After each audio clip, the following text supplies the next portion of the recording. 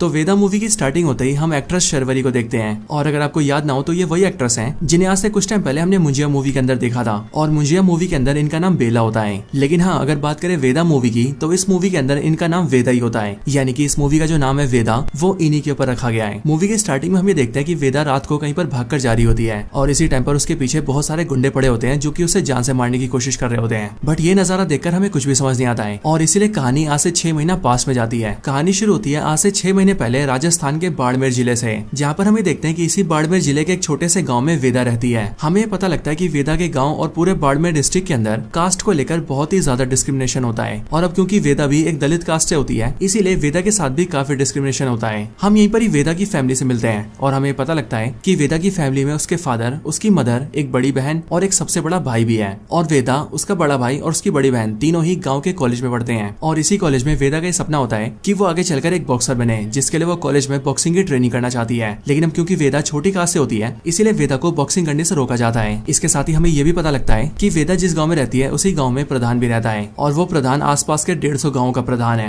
लेकिन उस प्रधान ने भी गाँव में नियम बना रखा है कि कोई भी बड़ी कास्ट वाला और छोटी कास्ट वाला आपस में मिल नहीं सकते और शादी नहीं कर सकते, और इसी वजह से गाँव में काफी ज्यादा डिस्क्रिमिनेशन होता है। यहाँ वेदा के कॉलेज में हमें पता लगता है कि वेदा का जो बड़ा भाई है उसे अपनी क्लास की एक लड़की से प्यार हो गया है। लेकिन जब वेदा का भाई एक दलित कास्ट का होता है वहीं पर उसे जिससे प्यार होता है वो लड़की एक बड़ी कास्ट की होती है, और फिर यही बात वेदा के फादर को पता चल जाती है कि वेदा का जो बड़ा भाई है वो किसी बड़ी कास्ट की लड़की से प्यार करता है। एंड इसीलिए वेदा के फादर उसे मारते हैं और काफी समझाते हैं कि वो इन सब चीजों से अपना ध्यान हटा ले, वरना अगर गाँव में प्रधान को और बाकी लोगों को इस बारे में पता लगेगा तो सब लोग मिलकर उसे और पूरी फैमिली को मार देंगे। अब इसके बाद ही सीन शिफ्ट होता है और हम सीधा कश्मीर का सीन देखते हैं, और हम यहाँ पर देखते हैं कि पाकिस्तान ऑक्यूपाइड कश्मीर के अंदर इंडियन आर्मी एक मिशन को ऑपरेट कर रही होती है, और इस पूरे मिशन को लीड कर रहा होता है जॉन अब्राहम, जो कि इंडियन आर्मी के अंदर मेजर होता है। यहाँ पर हमें देखते हैं कि जॉन अब्राहम एक सीक्रेट कवर ऑफिसर बनकर एक टेररिस्ट को पकड़ने जाता है, और वो उस टेररिस्ट के अड्डे में पहुंचकर उसके सारे साथियों को मार भी देता है। एंड फिर उसके बाद ही जॉन अब्राहम अपने सीनियर को इन्फॉर्म करता है। यहाँ पर हमें पता लगता है कि इस मूवी के अंदर जॉन अब्राहम का जो नाम होता है वो होता है अभिमन्यु, और जॉन अब्राहम यानी कि अभिमन्यु जैसे अपने सीनियर को ये बोलता है कि उसने मेन टेररिस्ट को पकड़ लिया है, वैसे उसका सीनियर उसे बोलता है कि उसे उसको जिंदा लेकर आना है, क्योंकि उस आतंकवादी को बहुत सारी खबरें पता है, इसीलिए इंडियन आर्मी उससे बहुत सारी डिटेल निकाल सकती है। बट अभिमन्यु सिंपली अपने सीनियर का फोन काट देता है, और वो उस आतंकवादी का गला काट के उसे जान से मार देता है। लेकिन अभिमन्यु की इस हरकत को देखकर इंडियन आर्मी अभिमन्यु का कोर्ट मार्शल कर देती है, और इंडियन आर्मी अभिमन्यु के ऊपर 2 चार्जेस लगाती है, जिसमें से पहला चार्ज होता है सीनियर के ऑर्डर्स न मानना, और दूसरा चार्ज होता है देश हित के खिलाफ काम करना, और इन वजहों से कोर्ट मार्शल करके अभिमन्यु को आर्मी से निकाल दिया जाता है। हालांकि इन सब के बाद ही हमें अभिमन्यु का पास दिखाया जाता है, जहाँ पर फ्लैशबैक में हमें पता लगता है कि अभिमन्यु की एक वाइफ थी जो की थी एक्ट्रेस तमन्ना भाटिया, और तमन्ना भाटिया का इस मूवी के अंदर नाम होता है राशि। हमें पता लगता है कि जब जॉन अब्राहम की यानी कि अभिमन्यु की कश्मीर के अंदर पोस्टिंग हुई थी तब वो यहाँ पर अपनी वाइफ राशि के साथ आया था, लेकिन इंडियन आर्मी वालों ने उसकी वाइफ राशि से रिक्वेस्ट की कि वो आर्मी वालों के साथ काम करे और एक स्पाई बनकर टेररिस्टों की इन्फॉर्मेशन आर्मी को ला कर दे। हालांकि ये देखकर जॉन अब्राहम अपनी वाइफ को मना करता है, बट उसकी वाइफ आर्मी की बात मान लेती है और वो आर्मी के लिए काम करने के लिए तैयार हो जाती है। लेकिन जब एक बार वो स्पाई कर रही होती है तब उसी टाइम पर आतंकवादियों को पता लग जाता है कि असल में राशि इंडियन आर्मी की स्पाई है, एंड इसीलिए वो लोग राशि का गला काट के उसे मार देते हैं, और इन सब चीजों की वीडियो बनाकर वो लोग आर्मी को भेज देते हैं। और सिर्फ यही नहीं बल्कि जिस आतंकवादी ने अभिमन्यु की वाइफ को मारा होता है वो सेम वही आतंकवादी होता है जिसे अभी कुछ टाइम पहले अभिमन्यु ने मारा है, जिसका मतलब उस आतंकवादी को मारकर अभिमन्यु ने उससे अपनी वाइफ का बदला लिया है। लेकिन अब क्योंकि उस वजह से अभिमन्यु का कोर्ट मार्शल हो गया है इसीलिए अब वो वहाँ से सीधा राजस्थान आता है, एंड वो इसीलिए क्योंकि उसकी वाइफ ने उससे मरने से पहले कहा था कि अगर लाइफ में उसे कभी भी कुछ हो जाए तो वो उसके मरने के बाद उसके गाँव बाड़मेर जाए और वहाँ पर उसके डैड का ख्याल रखे। एंड इसीलिए अपनी वाइफ की आखिरी इच्छा को पूरा करने के लिए अभिमन्यु सीधा राजस्थान के बाड़मेर गाँव जाता है और वहाँ पर आकर अपने ससुर के साथ रहने लगता है। हालांकि फिर यहीं पर ही हम ये भी जानते हैं कि अभिमन्यु के जो ससुर होते हैं वो सेम उसी कॉलेज के प्रिंसिपल होते हैं जिस कॉलेज के अंदर वेदा और उसके भाई बहन पढ़ते हैं। अब इसके बाद ही अभिमन्यु के जो ससुर होते हैं यानी कि कॉलेज के प्रिंसिपल वो अभिमन्यु को सीधा गांव के प्रधान के पास लेकर आते हैं, यानी कि वही प्रधान जिसके बारे में मैंने आपको स्टार्टिंग में बताया था। हालांकि जब प्रिंसिपल साहब अभिमन्यु को प्रधान के पास लाते हैं तब हमें पता लगता है यहाँ पर हमें पता लगता है कि प्रधान का नाम होता है जितेंद्र प्रताप सिंह, और ये और कोई नहीं बल्कि एक्टर अभिषेक बनर्जी होते हैं, यानी कि वही स्त्री 2 वाले जना। इधर प्रिंसिपल साहब अपने जमाई अभिमन्यु को प्रधान से मिलवाते हैं एंड वो उसके लिए एक जॉब की सिफारिश करते हैं, और इसीलिए ये सुनकर जितेंद्र प्रताप सिंह यानी कि प्रधान अभिमन्यु को कॉलेज में असिस्टेंट पीटी टीचर रख लेता है, एंड वो अभिमन्यु से कहता है कि वो उसकी वाइफ को अपनी छोटी बहन मानता था। अब इसके बाद अभिमन्यु जब अपनी जॉब को ज्वाइन करता है तब कॉलेज में आकर वो ये देखता है कि पूरे कॉलेज में बहुत ही ज्यादा डिस्क्रिमिनेशन हो रहा है, और अब क्योंकि वो एक पीटी टीचर है इसीलिए वो ये देखता है कि वेदा भी बॉक्सिंग सीखने आती है, लेकिन अब क्योंकि वो छोटी कास्ट से है इसीलिए बाकी लोगों से बाहर कर देते हैं। एंड इसी कॉलेज में प्रधान का छोटा भाई भी होता है जो कि लिटरली वेदा पर हाथ भी उठाता है और वो वेदा को सारे स्पोर्ट्स से दूर रहने के लिए कहता है। बट हाँ, यहाँ पर हम ये देखते हैं कि अभिमन्यु वेदा की थोड़ी बहुत केयरिंग करता है एंड वो उसे बाकी सारे स्टूडेंट्स के बराबर मानता है, और इसीलिए वेदा भी प्रधान के छोटे भाई के ना चाहते हुए भी रोज ही बॉक्सिंग सीखने आती है। बट एक दिन ये सब देखकर प्रधान के छोटे भाई को बहुत गुस्सा आता आता है और इसीलिए वो ये प्लान करता है कि वो कल के दिन वेदा को सबक सिखाएगा। अब इसके बाद हम वेदा को देखते हैं जो कि अपने घर पे अपने फादर से बात करती है कि वो कॉलेज में बॉक्सिंग सीख रही है एंड इसीलिए उसे किट की जरूरत है जिसके लिए उसे 20,000 रुपए चाहिए। अब ये सुनकर वेदा के फादर उसे पैसे दे देते हैं, जिसके बाद वेदा पैसे लेकर सीधा कॉलेज आ रही होती है। लेकिन हमें देखते हैं कि प्रधान का छोटा भाई अपने कई सारे दोस्तों के साथ मिलकर वेदा को रास्ते में घेर लेता है और वो उसे मारने लगता है। और वो न सिर्फ वेदा को मारता है बल्कि उसके साथ ही वो वेदा के सारे पैसे भी फाड़ देता है। ये सब देखकर वेदा को बहुत बुरा लगता है, लेकिन तभी वो कॉलेज आती है और वहाँ से सीधा अभिमन्यु के पास जाती है, जिसके बाद ही वो इन सब चीजों के बारे में अभिमन्यु को बता देती है। अब ये सब देखकर अभिमन्यु को बहुत ही ज्यादा गुस्सा आता है एंड फिर इसीलिए वो अपने चेहरे को एक कपड़े से ढकता है और सीधा प्रधान के छोटे भाई के अड्डे के पास जाता है, उसी अड्डे में जहाँ पर वो अपने सारे दोस्तों के साथ अय्याशी कर रहा होता है। लेकिन वहाँ पर आकर अभिमन्यु उसे कमरे में बंद कर देता है एंड उसके सारे दोस्तों को बहुत बुरी तरह से मारता है। और अब क्योंकि उसका चेहरा कपड़े से ढका होता है इसीलिए कोई उसका चेहरा तो नहीं देख पाता, लेकिन प्रधान के छोटे भाई का एक दोस्त होता है जो कि उन सबकी वीडियो बना लेता है एंड फिर इसीलिए प्रधान का भाई अपने भाई को वो वीडियो दिखाता है और वीडियो दिखाते हुए वो अपने भाई से कहता है कि मुझे लगता था कि हमारे पूरे बाड़मेर जिले में ऐसा कोई भी नहीं है जो कि मेरे पर या मेरे दोस्तों के ऊपर हाथ उठा सके। लेकिन फिर तभी वीडियो देखकर प्रधान अपने भाई से कहता है कि हो सकता है कि ये हमारे जिले का हो ही ना और मुझे अपने जिले का लग भी नहीं रहा है। लेकिन इसके साथ ही प्रधान को अभिमन्यु के ऊपर शक भी होता है और इसीलिए वो अपने आदमियों से कहता है कि वो लोग अभिमन्यु की सारी डिटेल बाहर निकाले। अब इन सब चीजों के बाद हम ये देखते हैं कि वेदा फिर से अभिमन्यु के पास जाती है एंड वो अभिमन्यु से कहती है कि बाकी सब लोग मुझे बॉक्सिंग सीखने से रोकते हैं और उन सब में आप सिर्फ अकेले ऐसे हैं जिन्हें मेरे बॉक्सिंग सीखने से कोई दिक्कत नहीं है एंड इसलिए मैं चाहती हूँ कि आप मुझे बॉक्सिंग सिखाएं। अब ये सुनकर अभिमन्यु राजी हो जाता है और वो वेदा को पर्सनल ट्रेनिंग देकर उसे बॉक्सिंग सिखाता है, जिसके बाद ही काफी महीनों की ट्रेनिंग के बाद वेदा काफी ट्रेंड हो जाती है। अब इन सब की वजह से वेदा काफी खुश रहती है और फिर इसीलिए कुछ टाइम बाद हम ये देखते हैं कि होली आ जाती है, जिसके लिए कॉलेज में होली का प्रोग्राम होता है और इस प्रोग्राम में कॉलेज के सारे स्टूडेंट्स आते हैं। लेकिन यहाँ पर हम ये नोटिस करते हैं कि वेदा का जो बड़ा भाई होता है वो अपनी क्लास की उसी लड़की को साइड में लाकर उससे बातें करने लगता है जिससे वो प्यार किया करता था। बट प्रधान का जो छोटा भाई होता है वो उन दोनों को साथ में देख लेता है और अब क्योंकि वेदा का भाई छोटी कास्ट का है एंड वो जिस लड़की से प्यार करता है वो बड़ी कास्ट की है, इसी वजह से प्रधान का भाई बवाल कर देता है और वो उन दोनों को अपने भाई के सामने पेश करता है। इसके बाद पूरे गाँव में बैठक लगाई जाती है, जिस बैठक में बड़ी कास्ट के लोग ये कहते हैं कि प्रधान जी को वेदा के भाई को मार देना चाहिए। लेकिन जितेंद्र प्रताप सिंह यानी कि जिले का प्रधान वेदा के भाई को जान से नहीं मारता है, लेकिन वो वेदा के भाई से और वेदा के बाप से नाक रगड़वाता है और उनसे ये कहलवाता है कि वो आगे से ऐसा कुछ भी नहीं होने देंगे। लेकिन इन सारी घटनाओं के बाद ही हम ये देखते हैं कि वेदा का जो भाई होता है वो लड़की लेकर भाग जाता है और इसीलिए जैसे वो लोग भागते हैं वैसे पूरे गाँव में बहुत ही बड़ा हल्ला हो जाता है। ये सब होने के बाद ही गाँव की जो पुलिस होती है वो प्रधान के कहने पर वेदा और उसकी पूरी फैमिली को थाने लाते हैं और वहाँ पर पूरी फैमिली को बहुत पीटते हैं। और फिर कुछ टाइम बाद ही वहाँ पर प्रधान आता है एंड वो वेदा से कहता है कि वो अपने भाई को बुलाए, क्योंकि अब वो ये समझ चुका है कि वो दोनों आपस में शादी करना चाहते हैं और अब क्योंकि उन दोनों को एक दूसरे से इतना ज्यादा प्यार है इसीलिए वो उन दोनों की शादी करवाएंगे और उन्हें इसी गाँव में रखेंगे एंड इसके लिए वेदा को अपने भाई को बुलाना पड़ेगा। अब ये सुनकर वेदा खुश हो जाती है और वो अपने भाई को बुला लेती है, जिसके बाद वेदा की भाई की अपने लवर से शादी हो जाती है। लेकिन शादी होने के बाद ही प्रधान उनसे मिलने आता है और वो उनसे कहता है कि अब मैं तुम्हें एक तोहफा दूंगा, बट तोहफे के रूप में प्रधान अपने आदमियों से कहता है कि वो इन दोनों को जान से मार दे। जिसके बाद प्रधान के जितने भी आदमी होते हैं वो सब वेदा के भाई और उसकी भाभी दोनों को जान से मार देते हैं और उन दोनों को गाँव के बीच मरवाने के बाद ही प्रधान सबसे कहता है कि इन दोनों ने जो किया था वो गलती नहीं बल्कि पाप था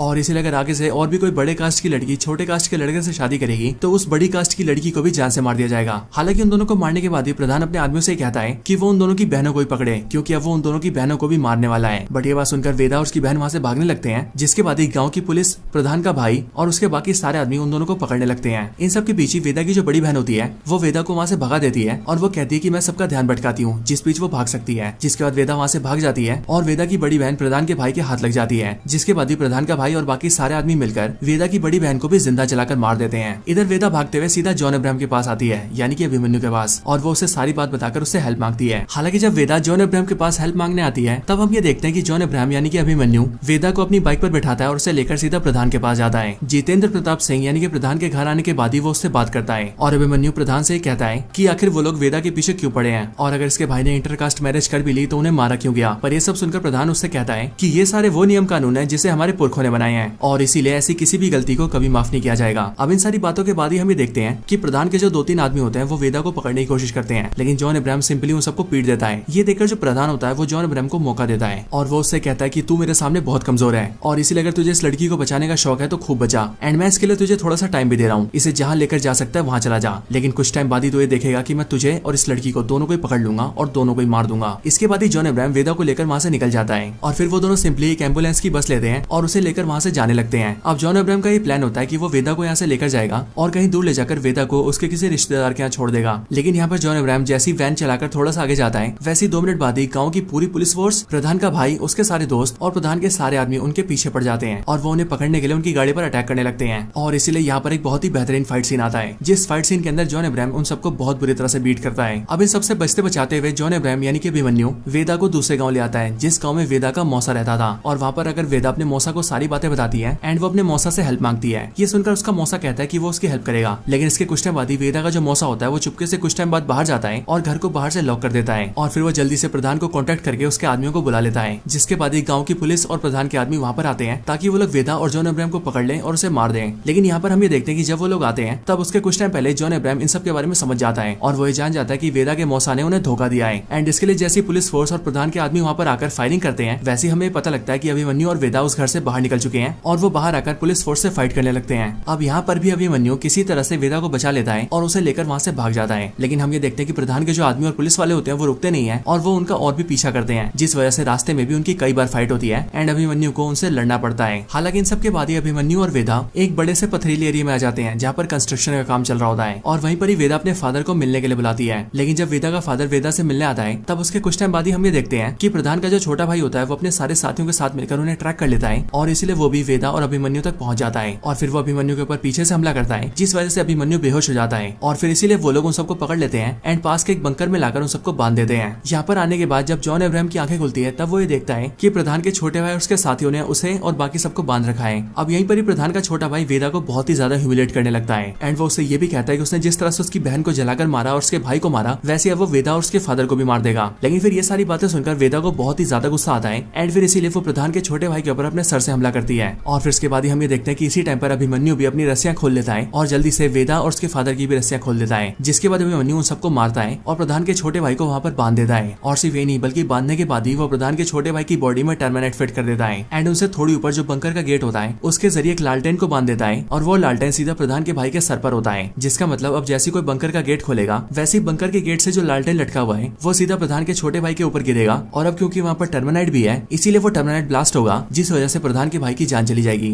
अब इन सब के बाद ही अभिमन्यु, वेदा और वेदा के फादर वहाँ से निकल जाते हैं और वो प्रधान के छोटे भाई की गाड़ी को लेकर सीधा वहाँ से कोर्ट जाने लगते हैं और वो इसीलिए क्योंकि वेदा अभिमन्यु से ये कहती है कि अब वो लोग सीधा कोर्ट जाएंगे और वहाँ पर इन सबकी अपील डालेंगे। और अब क्योंकि इंडिया के अंदर छोटे कास्ट के लोगों के लिए स्पेशल एक्ट है इसलिए उसका इस्तेमाल करके वो लोग जजेस से जजमेंट करवा लेंगे, जिसके बाद शायद से ये सब कुछ रुक सकता है। और अब फिर यही सब सोचकर वो लोग सीधा राजस्थान के हाई कोर्ट के लिए निकल जाते हैं। इधर दूसरी तरफ प्रधान अपने सारे आदमियों के साथ मिलकर सीधा उसी बंकर के पास आता है जहाँ पर उसका छोटा भाई कैद होता है और वो इसीलिए क्योंकि प्रधान के छोटे भाई ने जब वेदा को पकड़ा था तब उसी टाइम पर उसने बड़े भाई को इन्फॉर्म कर दिया था। यहाँ पर आकर प्रधान अपने छोटे भाई को फोन करता है बट उसका भाई फोन नहीं उठाता क्योंकि आज ऑफकोर्स वो बंधा हुआ है। लेकिन तभी वो लोग ये सोचते हैं कि वो लोग पास के बंकर में होंगे एंड फिर इसीलिए वो लोग जैसे वहाँ जाने के लिए वहाँ का दरवाजा खोलते हैं, वैसे ही दरवाजे के खुलते ही लालटेन सीधा प्रधान के छोटे भाई पर गिरता है, जिस वजह से टर्मिनेट में आग लग जाती है एंड फिर इसीलिए वहाँ पर एक बहुत ही बड़ा धमाका होता है, जिस धमाके की वजह से प्रधान का भाई खत्म हो जाता है। प्रधान के भाई के मरने के बाद ही प्रधान को ही पता लगता है कि उसके भाई की मौत हो चुकी है और अब क्योंकि प्रधान के भाई के मरने का रीजन वेदा और अभिमन्यु थे इसीलिए उसे उन दोनों के ऊपर बहुत ही ज्यादा गुस्सा आता है एंड वो ये ठान लेता है कि अब वो उन दोनों को जान से मार कर ही रहेगा। इसके बाद ही प्रधान के कुछ आदमी वेदा और अभिमन्यु को ट्रैक कर लेते हैं एंड उन्हें पता लग जाता है कि वो दोनों कोर्ट की तरफ जा रहे हैं और फिर इसके लिए प्रधान अपने सारे आदमियों को लेता है और वो उन दोनों को मारने के लिए सीधा राजस्थान के हाई कोर्ट तक पहुंचता है। प्रधान जैसी कोर्ट पहुंचता है वैसे ही वो देखता है कि अभिमन्यु, वेदा और वेदा के फादर कोर्ट के अंदर एंट्री कर रहे हैं एंड इसीलिए उन्हें देखकर प्रधान सबसे कहता है कि आज चाहे कुछ भी हो जाए और किसी को भी मारना पड़े लेकिन कुछ भी करके ये लोग जज के सामने नहीं आने चाहिए। और फिर इसके लिए हम ये देखते हैं कि प्रधान के जितने भी आदमी होते हैं वो सब लोग कोर्ट के अंदर खुली फायरिंग करने लगते हैं और अभिमन्यु और वेदा को जान से मारने की कोशिश करने लगते हैं। लेकिन फिर ये सब देखकर अभिमन्यु ने रोकता है और वो वेदा को अपने फादर के साथ अंदर भेज देता है ताकि वो लोग जजेस से जजमेंट करवा सके